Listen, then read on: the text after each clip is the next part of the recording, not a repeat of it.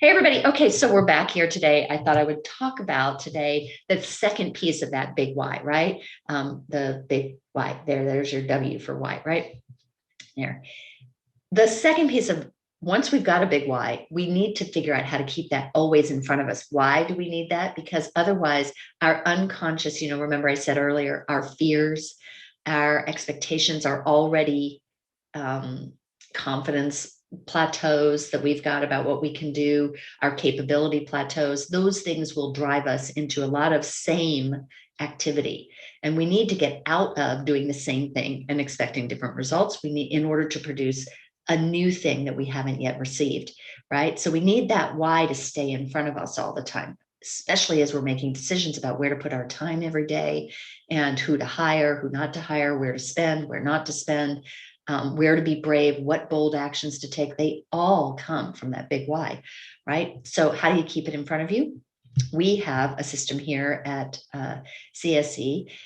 We train all of our clients in a certain interval interaction with looking at your big why. And so the first thing we do is once a year, we create a big goals chart that starts at the bottom with our life goals. Remember, let's say funding adventure for myself and others. That's a life goal.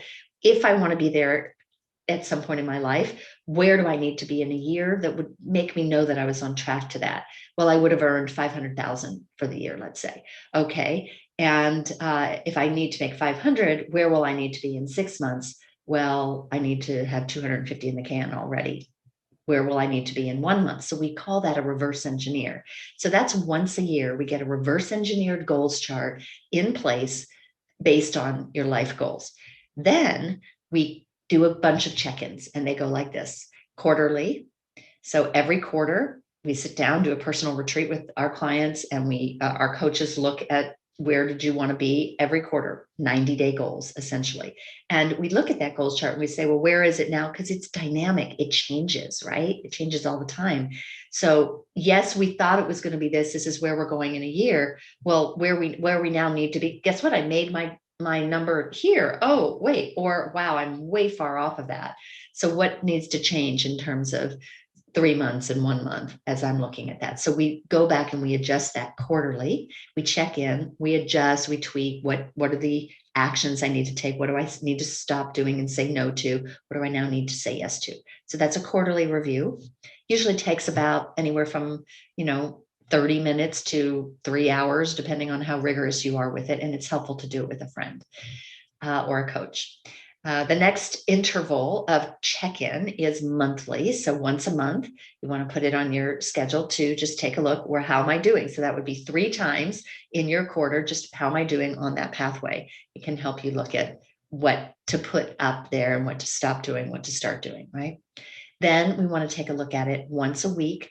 Usually I do this on Sunday. I just take the thing out. I'm like, all right, where am I now? I make sure that it's populating across that week. Where is my week around each of these things? And what will start to happen when you do that system is that when you do once a year, every quarter, once a month, and once a week, you will begin to see which things you tend to ignore all the time, which things you tend to over focus on, where your courage factor is, where your ability to see the truth or the reality of what something takes is.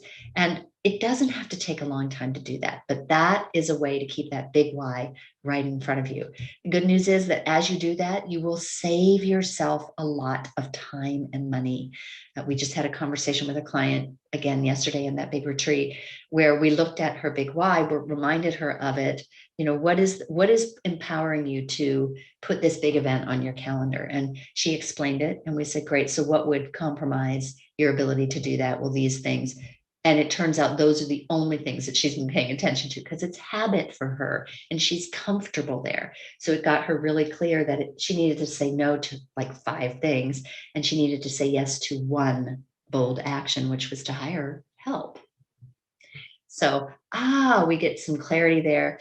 Well, as it turns out, the amount of time she's spending doing all of that other work is really expensive for her. She can actually let go of 2 people to not be doing that kind of work. She can say, look, we're going to pick this back up in 90 days. Right now, we're going to stop and pause, stop spending in that arena, and we're going to spend time and money and energy on this event only. So it helps you make a lot better decisions, save time and money.